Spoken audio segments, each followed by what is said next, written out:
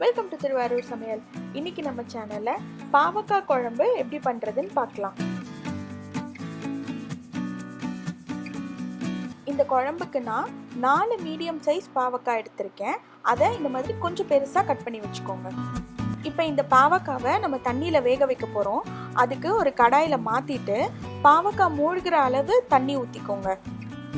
அது கூட 1/2 டீஸ்பூன் மஞ்சத்தூள், அப்புறம் பாவக்காய் கசக்காம இருக்கிறதுக்காக கொஞ்சம் புளி, கொஞ்சம் உப்பு, இது எல்லாத்தையும் சேர்த்து இப்போ இந்த பாவக்காவை வேக விடுங்க.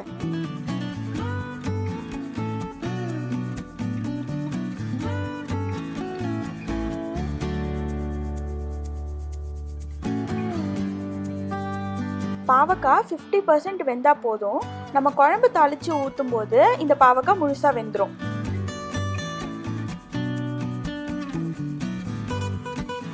இப்போ பாவக்காய் பாதி வெந்துருச்சு.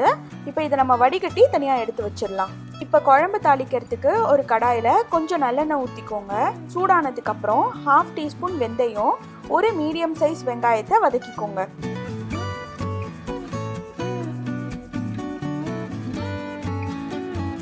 வெங்காயம் நல்லா வதங்கினதுக்கு அப்புறம் ஒரு லெமன் சைஸ் புளியை 1/2 லிட்டர் தண்ணியில் கரைச்சி வச்சிருக்கேன்.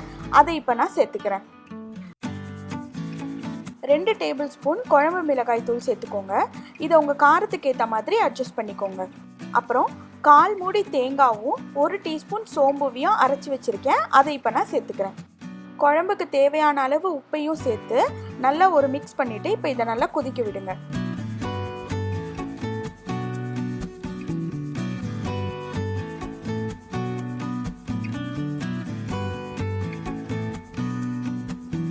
இப்போ இந்த குழம்பு நல்லா கொதிச்சு எண்ணெயெல்லாம் மேலே பிரிஞ்சு வந்துருச்சு. இப்போ நம்ம வேக வச்ச பாவக்காவை சேர்த்துக்கலாம்.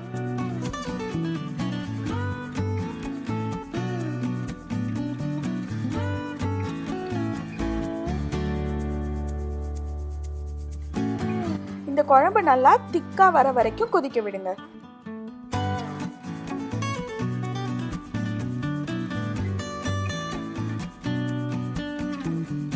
குழம்பு நல்லா திக்கானதுக்கு அப்புறம் கொஞ்சம் வெல்லம் சேர்த்துக்கிட்டிங்கன்னா இந்த கசப்பு புளிப்பு எல்லாம் பேலன்ஸ் ஆகி டேஸ்ட் ரொம்ப நல்லா இருக்கும். வெல்லம் சேர்த்துட்டு ஒரு கொதி வந்ததுக்கு அப்புறம் நம்ம ஸ்டவ்வை ஆஃப் பண்ணிடலாம். பாவக்காய் குழம்பு ரெடி ஆயாச்சு. இந்த குழம்புல நம்ம புளி வெல்லம்லாம் சேர்த்துருக்கிறதுனால பாவக்காயோட கசப்பே தெரியாது.